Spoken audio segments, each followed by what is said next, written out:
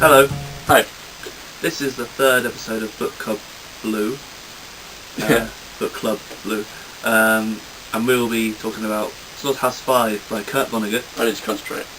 No, let's chat more book. This is our first book. Yep. That we're doing. I believe it was a good choice.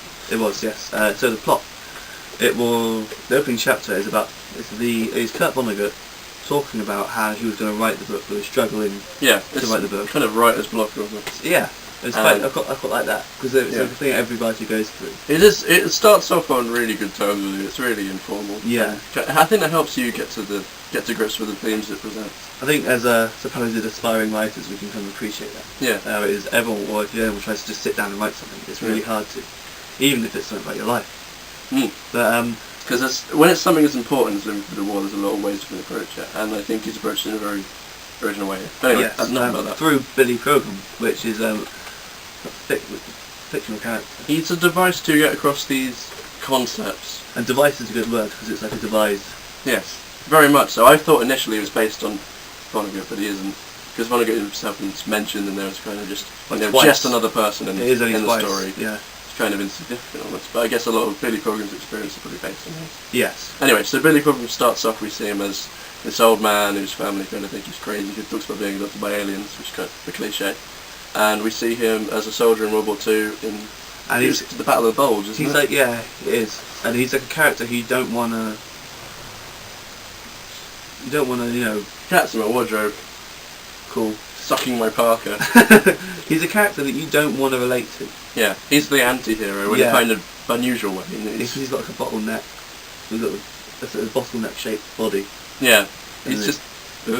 Yeah, he's weird. He's not your macho man or hero. He's not cool. He's not your typical war hero, which is what makes the book. I think that might be why they haven't made a good film of it, because if you get a good actor, they will look too good as Billy Cogham. Yeah. I just did see a version of it, and it was like too handsome to be Billy Cogham. He's a chump. And through this, when he gets abducted by the Hamadorians.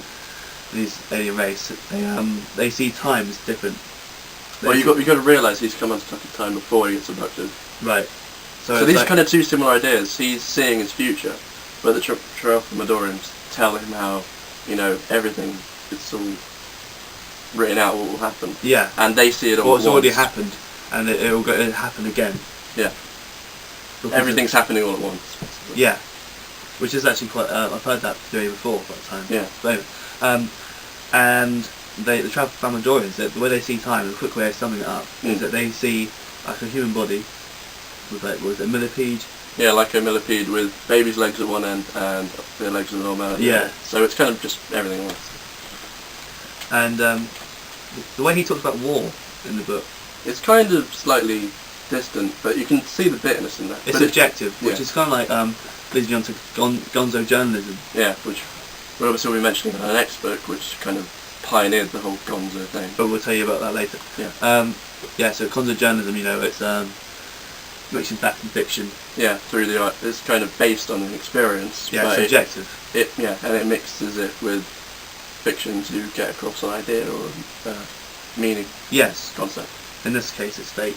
And also war. Yeah, war and fate. But very philosophical, which makes it quite contemporary and quite most postmodern. It is a timeless book. It doesn't seem dated in any way. No, because all it is just making you think, and I think there's always time for people to think, hopefully. Yeah, and it was written in the '60s, and it's still relevant today. And definitely, especially nowadays, I guess, because wars constantly. Yeah, and let's talk about the inevitability of it. There'll always be wars. Yes, which he talks about. And it's not really condescending in the way it talks about war or these philosophical issues. It's not telling you all these horrible events that happened to Kurt Vonnegut himself and saying this is why war is bad. It's saying this is what's happening. It's going to happen again. Yeah, it's just making you think. It's interesting because we'll leave it up to you when you read it. Hopefully, or hopefully the people who have read it. What I didn't know was when he talked about in the book was that the bombings at Dresden, which is what the whole book's leading up to, that's the big crescendo. Yeah. Is there's more people died at Dresden by conventional bombings of planes, as opposed to the nuclear bombings of Hiroshima. Which kind of puts it on perspective and makes you think about war in a kind of fresh way, which I think is really good. Yeah. I think that's probably what inspired him to write it, because it was, especially at the time when it was written, it's interesting. I mean, I hadn't really heard about them. No, it was a very untalked about thing, and he says like even something that you don't really know about still just as, if not more, important and horrible. Anyway, so yeah, I think we've covered everything there, really. Yeah, it's just a brilliant book. Yeah, I couldn't recommend it more, and it's very quick and very readable, and you know. Yeah. So our next book is Fear and Loathing by Hunter S. Thompson. And we'll see you next time. Yeah. Oh, please rate, comment, and subscribe. We'd appreciate it greatly. Yeah, we love reading your comments and everything. We would like a video response if anyone's got the time to do that as well, because that's always interesting. Yeah. Red, yeah. Thank you very much for watching. Cheers. This has been Book Club Blue with our 3rd episode of Slaughterhouse 5 by Kurt Vonnegut. Cheers. See ya.